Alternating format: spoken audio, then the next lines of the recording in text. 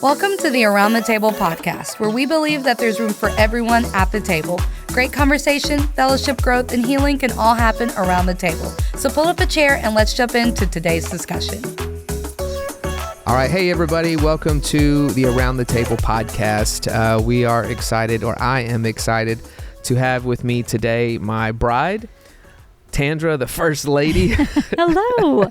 So glad to be here. That's so funny. That's such a cultural thing to call you that. First Lady. She's joining me because we have asked you guys to submit questions you might have as we're talking about family. At the time of this recording of the podcast, we are in a series at the church called All in the Family.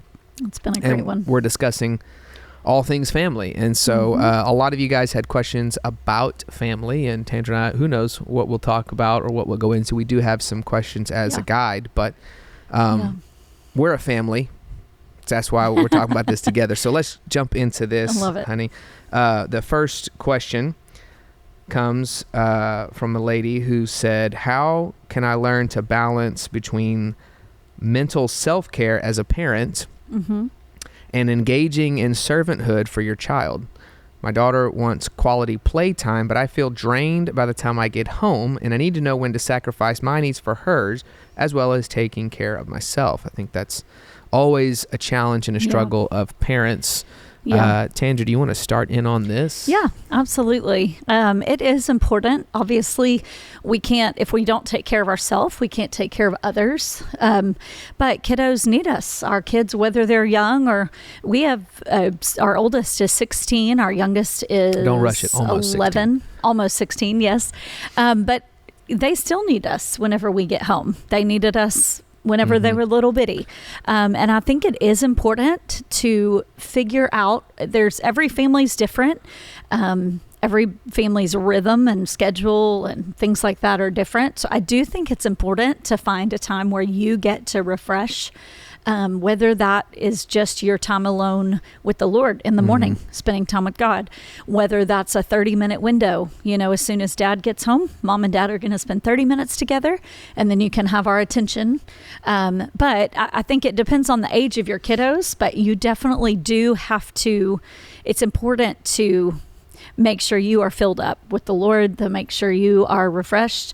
But I know that in parenting, there's a lot of times when you give out and you are empty. You feel empty maybe, but you've got to continue to give out because that's what parents do. You know, that's what parents, we give our time and our energy, and we may go to bed exhausted, physically exhausted. I feel like in the younger years, it's a lot more physically draining,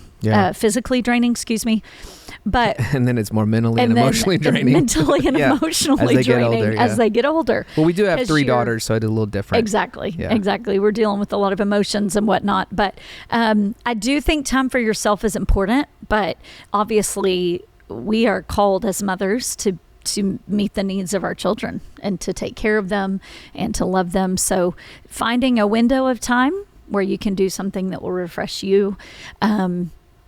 And every family dynamic's different. There's not always a dad in the home, but I do know some families that the dad just one day a week, just for a couple hours, would be with the kiddo, with the kids, and the mom could go do whatever refreshed her, go to the library, go get your nails, just something to kind of fill that tank. But obviously the most important thing is time with the Lord, getting your needs met from Him, getting filled up from Him. And, I think too, I mean, even just the way the question was phrased as far as mental self-care, I think the word self-care, people have different ideas of what that means. And it's become I'm not saying this is what this person means, by the way. I'm just saying we have to be careful how we identify self-care, because it's become really a cultural thing where self-care is more about treat yourself. Yes. And it's more about self-care means I'm going to go get my nails done. I'm going to go shopping. I'm going to have a spa day. And those things are great, but that's really not self-care necessarily. Right. And I think that what Tandra was tapping into is really important as far as a time of refreshing with the Lord. I mean, if you're not getting that, it's going to be really hard. It's a great picture. If you've ever flown on an airplane, they do this all the time, at the very beginning of the airplane, when everybody tunes out, they're actually giving you instructions on what to do in case of an emergency. Right. And one of the things that they always say is if the cabin loses pressure. air pressure, oxygen masks are going to fall out of the ceiling. And they'll say, if you're a parent, if you have young children traveling with you, you need to put the mask on yourself first before you put the mask on the children. And why is that? It's because if you're passed out, you can't save your kids. I mean, that's the reality. Yeah.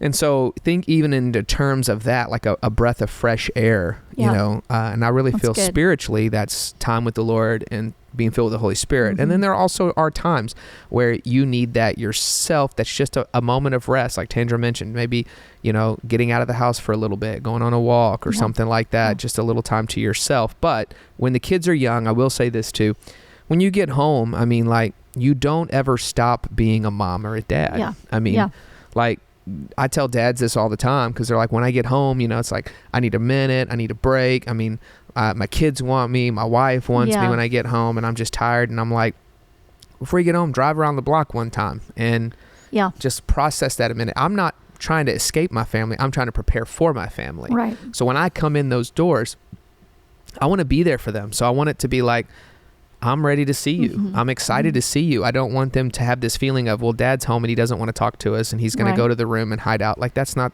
the goal. And the same thing I think with moms. I mean, moms at work specifically, you come home, and I think this is what this mom's talking about. Yeah. I'm tired and I need a minute. And I think that's a challenge. Maybe it's like, hey, when mom gets home, we're going to go on a walk together. We're going to do something that maybe gets you active together, but refreshes you together. Maybe there's some things you could do like that. But I think our kids deserve our best. Right. You know, they deserve the best mom we can be, the best dad we can be. And we're not going to be perfect by any means, but they do deserve our best. And so it's real easy to give our best to our workplaces or to, if we're at school or whatever we're doing, it's easy to give our best and then we give the leftovers at home. And I think it's important to give our best at home, whatever that looks like for everybody, for each person. Yeah. It's going to be different, but. Okay. This next one is about a girl who has a lot of emotional damage from her mother and feels controlled by her mother and occasionally is made to feel bad when she distances herself from her mother. And she has a child and doesn't live in the home anymore. And so it's more of like, how do you navigate that situation and what advice could we give her possibly that would help her, including prayer, you know? Yeah. And I think it might, This is from her mother-in-law. Yeah. And she's the mother-in-law is asking the question, right? Is asking the question, how do we help her? This young lady just married her son, or has a child with her son, and just trying to figure out how to navigate that dynamic. Yeah, I think more so with the mother. She's made to feel bad when she distances herself, but she's controlling. Yeah. And I think it kind of goes into the next question. So I'm going to touch on this one first, and then we'll get into the next question, which I think will kind of overlap some. But, there is a family dynamic that is challenging when you're an adult and you have a parent who is wanting to be controlling, or even maybe potentially, it sounds like there's emotional damage that was done either through controlling or through words, or maybe even emotional abuse or verbal abuse. I'm not sure, the details not quite there, but it's more so what advice could they have. I think that's when you have to kind of set up some boundaries, or even set up some conversational things of like, look, we want to spend time together. I love you. You're my mother. But when you do X, Y, Z, it feels like you're trying to control me, and I will always honor you, but I don't have to always do what you're saying. Like, I have my own family now. I'm an adult now, and I want to honor you, and I want to honor our relationship, and I want to hear from you, and I want you in my world. But there have been things over time that I think need to be healed. And so some of that might take forgiveness. You might even consider some sort of counseling together. But I think it's okay to say, hey, here's some parameters, especially if it's, I don't even know if they're Christian. So that's the other thing is, that's a part of what you allow in to really speak into your world. Yeah. Is people who have the same faith as you, have the same values as you. Is there anything you want to add to that? It's from what it sounded like, the person that was presenting the question was like, I'm not quite sure when to speak into this young lady's life, and when not to, about her mom and their relationship. And I think they said, how do I help her? And I think the best way first is praying for her, praying that God would heal and restore her relationship with her mom and the emotional damage that's been done, that God would heal that. I think that's the first thing that you should do, is just consistently be praying for this young woman. And as she starts her family of her own with this new baby, that God would heal her and heal the damage that's been done. Obviously, I know you're going to teach a little bit about this, babe. I'm not sure if you're doing this weekend, but about the staging of parenting. Whenever they're adults, you're like the cop. And 18. Really, there's the 4 stages are when they're 0 to 4 years old. I actually took it out of my notes, so it's good we're talking about it here. 0 to it's really good to stuff. 4 years old is you're the caretaker. Yeah, they can't do anything for themselves. They purely rely upon you. 5 to 12, you're really the cop, and that means it's like I'm laying down the law. There's a lot of discipline here. You break the law, you go to jail, straight to jail. That kind of thing. You talk back, straight to jail. Straight to jail. Don't clean your room, straight to jail. There's all kinds of things like that. Anyway, you're the cop. But when they turn 13 to 18, that period of time, you become the coach, and everything you've been copping, now you become the coach, where like a coach paints a picture of, if you do X, Y, Z, the outcome's going to be like this. And there are consequences to your actions, but I'm trying to coach you and let you I'm teaching you not what to think. That's what happens in the cop stage. Now I'm teaching you how to think, to make decisions for yourself. But then when you are over 18 and you become an adult and you move out of the house, then your role as a parent becomes that of a counselor and consultant, right? So it's just more of a consultant doesn't always hound the person, go, can I offer you some advice? You wait until they contact you. Now you're their friend at this stage. It's actually the only stage where you're really their friend. I mean, parents want to be friends with their kids when they're younger, and that causes compromise from the parents. But it's really, this is the stage where a friendship begins to develop. And just like a good friend, they come to you as a trusted source and say, hey, what would you do in this situation? And that's when you can speak into it. But this foundation is not there in this particular family. So they're asking how to navigate that now, Yeah, that's true. But this person could, if I would just encourage them to just be a consultant. If the young lady comes to you for advice, or then just be a consultant, be a counselor, but you don't have to go hunt her down. Hey, you really need some healing here with your mom, and that sort of thing. Yeah. So I would just encourage them to pray, be patient, and offer the feedback whenever it's asked for it, give the feedback. Our parents have done a great job with that in our lives, and just not that they're not knocking at our door, hey, let me tell you how to do everything, but whenever we need help, whenever we need wisdom, we can go to them, even if they're in the background going, I wish you would. They've been very careful most of the time not to say anything. So all right, let me get to the next one, because I think it kind of goes together. Okay. And this next one says, how do you navigate holidays, or really any day, with in-laws that are lost and don't agree with any decision you or your spouse make together? It says any decision. Or really any decision. So navigating in-laws that aren't followers of Jesus when you are a follower of Jesus is hard. Always a challenge, because you don't have the same value set. You don't have the same, you're not aimed in the same direction, so they're not going to understand what you do or why you're doing it. And so how do you navigate? Specifically, the holidays was the first part of that, because the holidays, you're typically around them more. There's an expectation that we're going to spend this time together. And especially if you have kids, I think that's where you have to be really clear. I heard this example once. A lot of times we allow blood family into the world of our lives that we would not allow anybody else who's like them in. But just because they're blood family, we feel the obligation to. So like if you have a crazy uncle who always gets drunk on the holidays and says things that are very inappropriate, or always is cussing, and you never say anything, well, that's just the way Uncle Bill is, and everybody knows, well, that's Uncle Bill. And and we've just got to work around Uncle Bill. Yeah. That's not healthy. Right. Because you would never let a random person come into your house who's a drunk and would cuss at your kids and say terrible things in front of you. You would never allow that.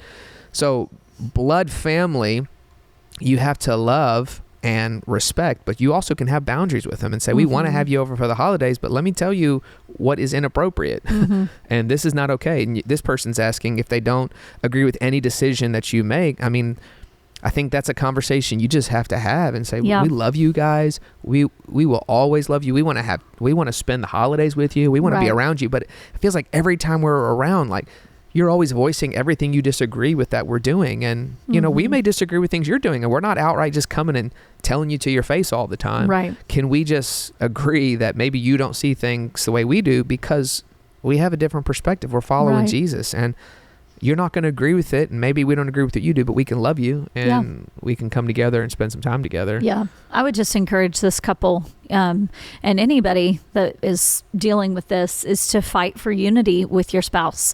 That is the most important thing, especially going into the holidays, going into if you're going to be with your family, is that you are fighting for unity with your spouse, that you stand with your spouse, no matter what the Bible says to leave and to cleave.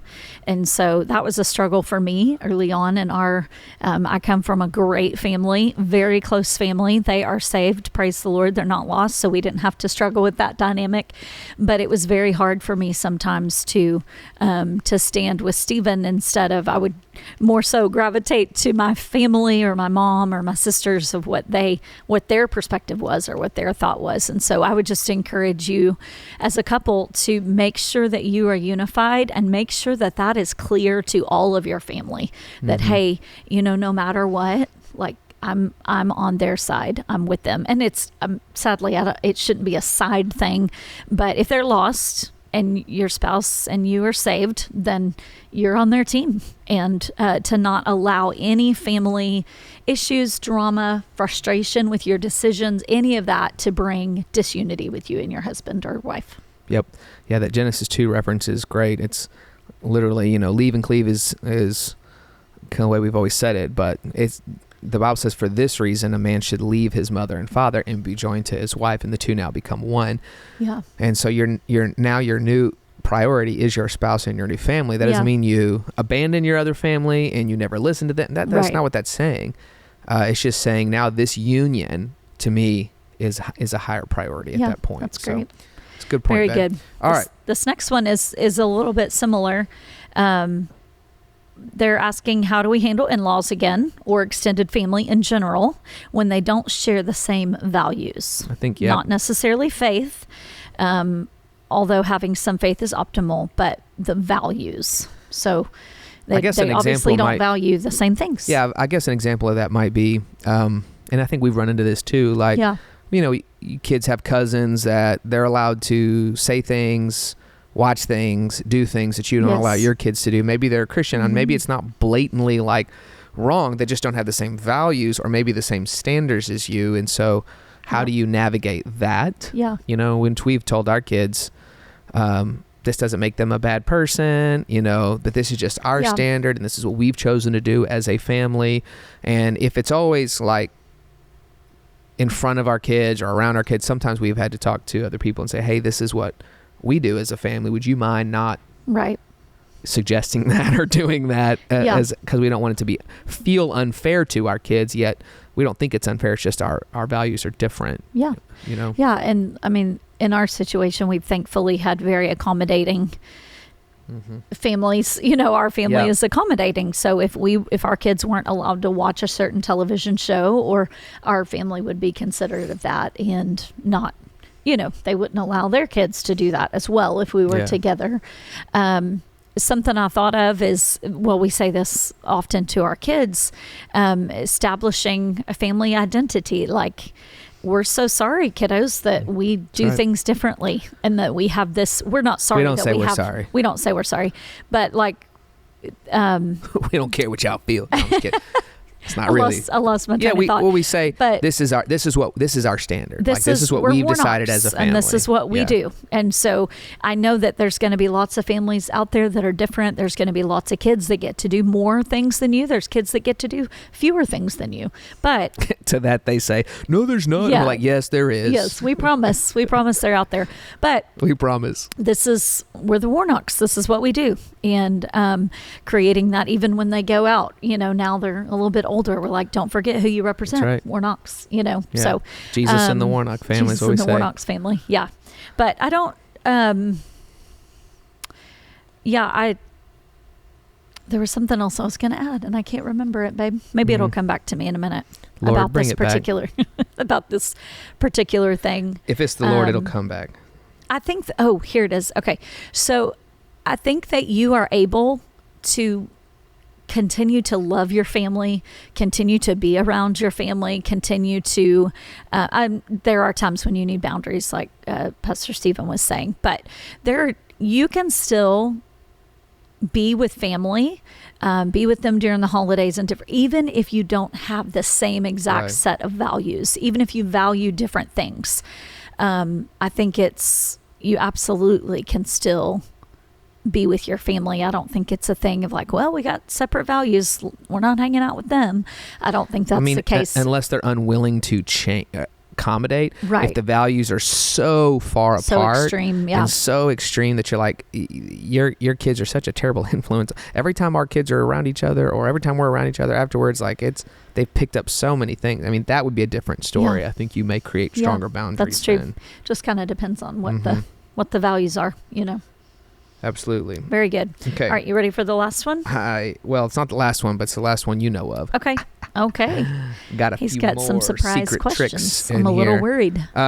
This one says, thoughts on spanking from a biblical perspective. And I got a few. I'm actually going to mention some of them in a couple messages coming up. But the Bible talks about, there's the old King James phrase, I think it is, spare the rod, spoil the child, Yes. But the Bible talks about discipline and the rod of discipline, which seems to speak to spanking at some level, including even in the New Testament. This is the way that God disciplines us, and no discipline is fun in the moment. It says it's painful, but it produces a harvest of right living afterward. Yeah. So there is that picture of discipline. But if you read in the Proverbs, if you look at the Proverbs has a lot to say on this. Even I think it's Proverbs 22:15 that says folly or foolishness, it's really the word means evil, is pent up in the heart of a child, but the rod of discipline drives it far from them.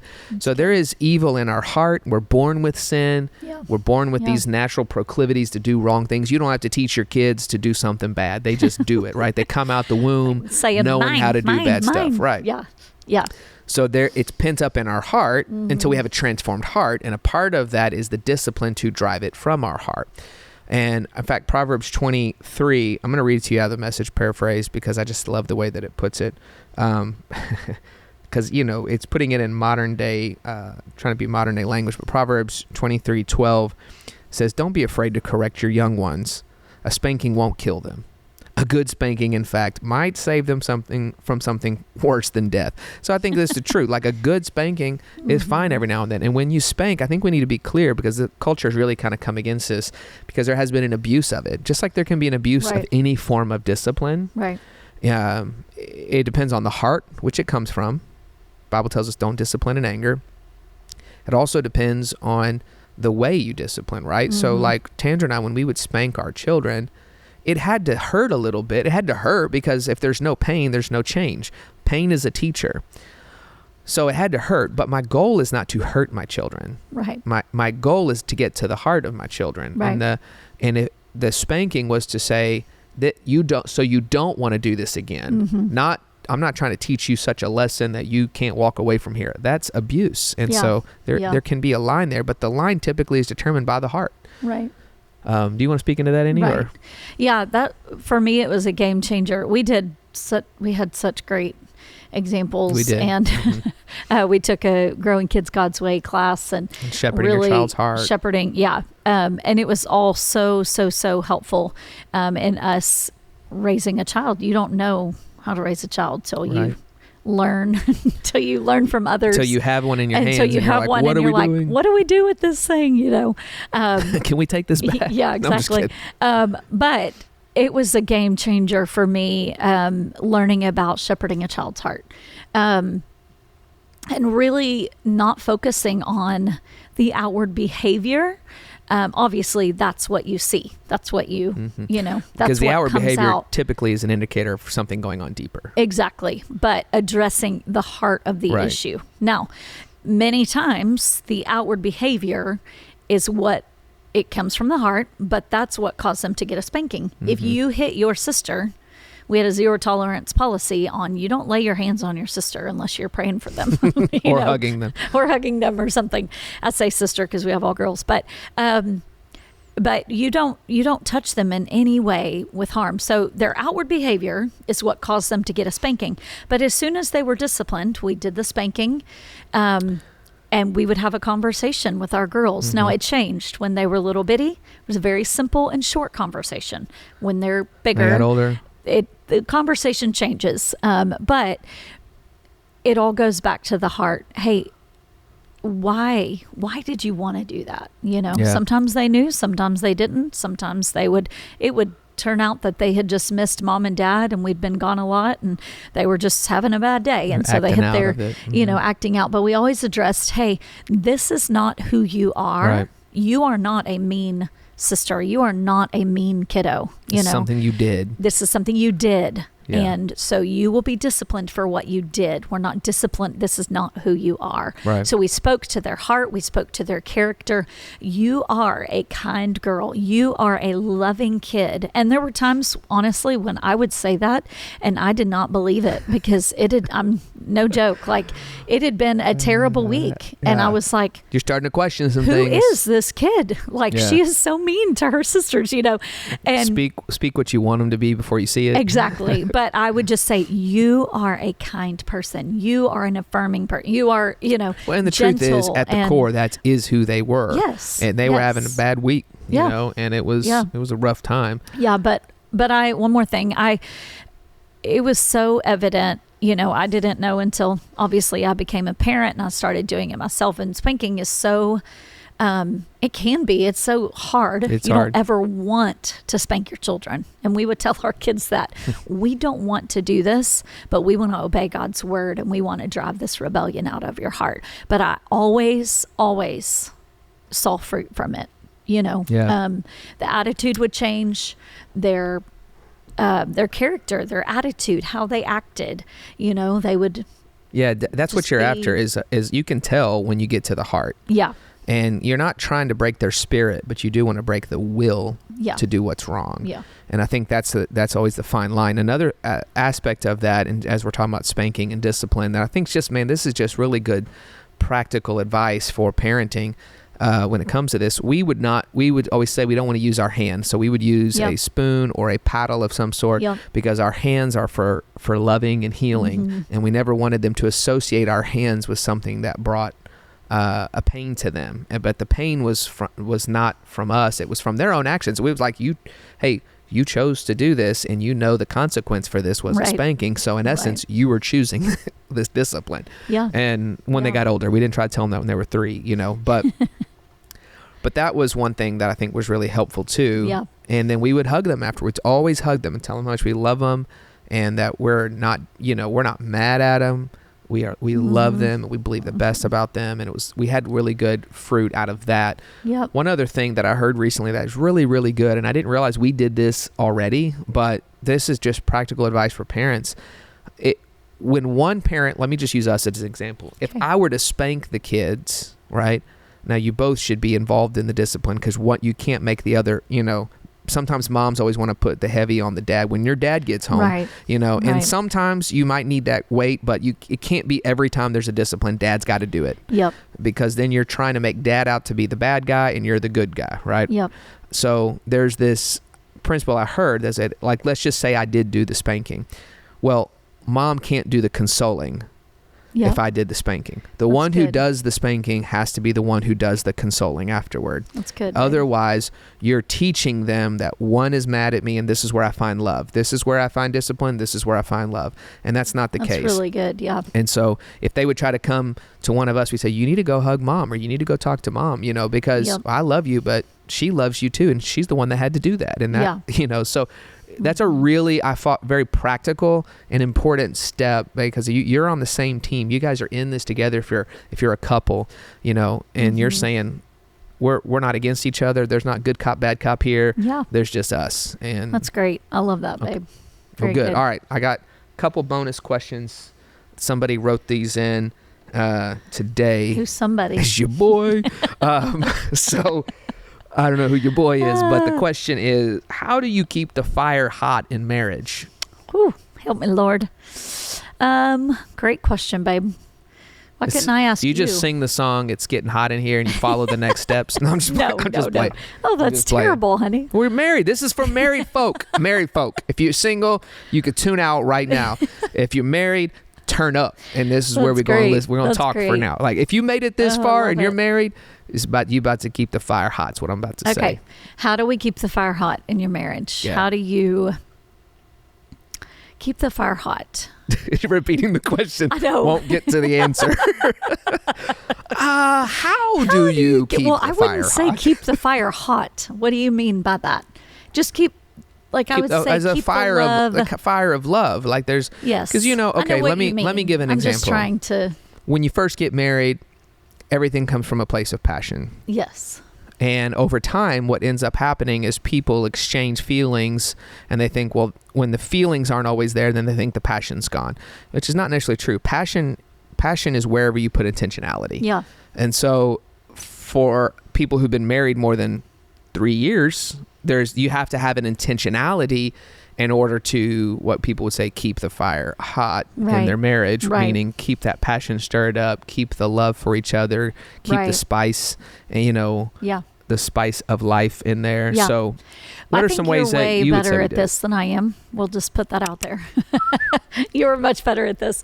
Stephen's always so good about, he wants to make sure he looks good for me, and he's so good at that. So I think you have to be creative. I think that whenever you first get married, or even in your pre-marriage, if you're dating or courting or whatever, it's very easy. You send flowers, you create these fun date nights, you do all these things to make it fun, to make it exciting, to make that thrill, and not thrill, that sounds fake, but to keep the fire, quote unquote, hot. But it gets, with the normalcy of life, with maturing, with you do grow closer together, but life happens. You get a whole lot more responsibilities.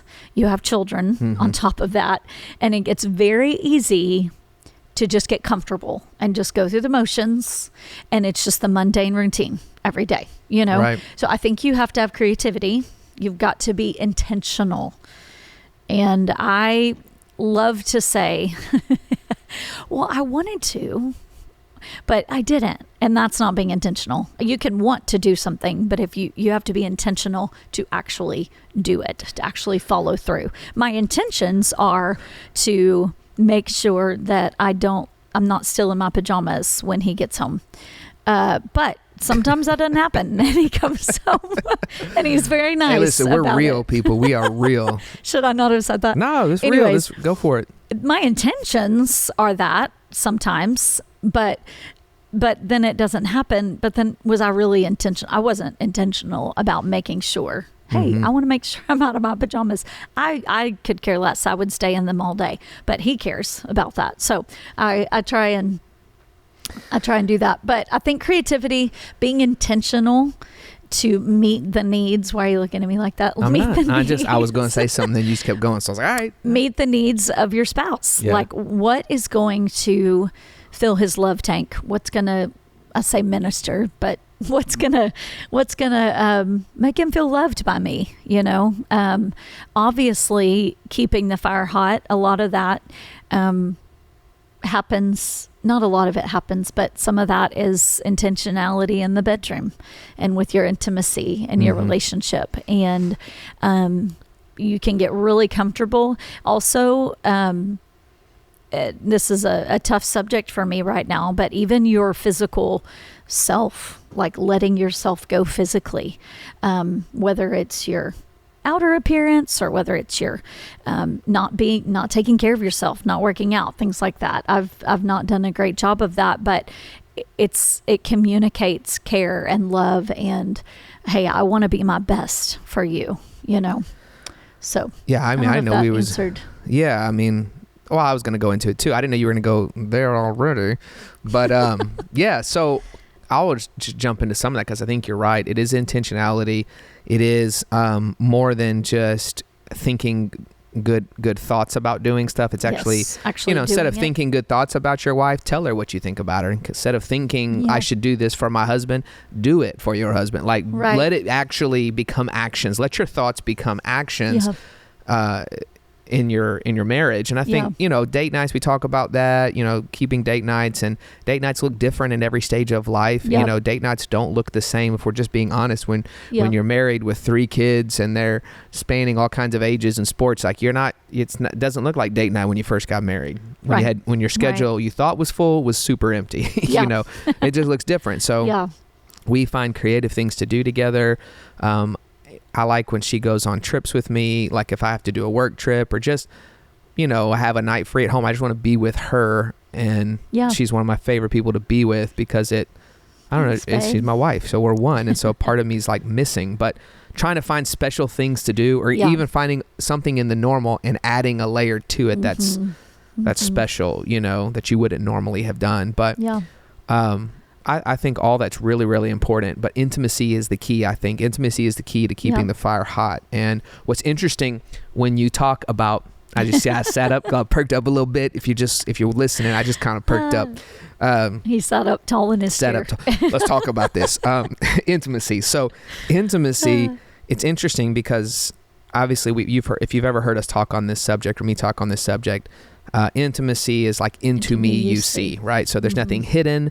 It's transparent, and that intimacy comes in 2 ways, right? So men and women receive intimacy and need intimacy differently. Not always, but as kind of a generality, Women receive intimacy from time spent together and communication and talking and verbal affirmation. All of that is a part of intimacy, right?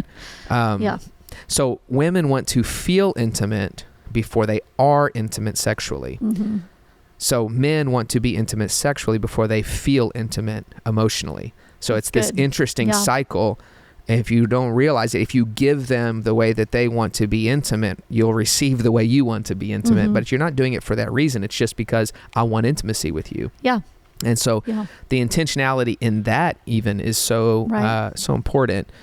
As far as the transparency, and I always say this too, if you're hiding anything in your marriage, it's going to kill your intimacy and it's going to snuff the fire out. Like there can be no passion in a marriage where people are hiding something from the other person because you feel like you're trying to keep a part of you from that person. And the greatest passion comes when I can look at you and say, there's nothing hidden in from me. Like you have all of me, everything about me. In fact, in this book, I know this is going to turn PG-13 for a minute. Not really, but in this book, Emotionally Healthy Discipleship that I was reading, or The Emotionally Healthy Leader, I can't remember. But he talks about, it's the same author, but he talks about how he and his wife try to have 20 minutes a day. I think it's 20 minutes where they just lay naked in the bed together and they don't even do anything. It's just, they call it naked and unashamed time. And they just talk to each other and hold each other. And it's like, it's their way of physically, I know Tandra gets awkward. Y'all know how she feels about this topic. I'm giggling over here. She may just walk off the set here. But like, it's their way of physically mirroring what they want inwardly. Yes. And I think that's such an important key, because that transparency is the only thing that makes you and your spouse different than you and anybody else. Right. Is this sexual intimacy aspect of it.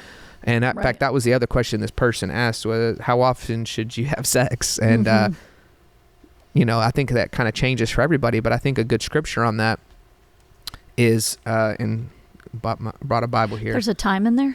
There's a.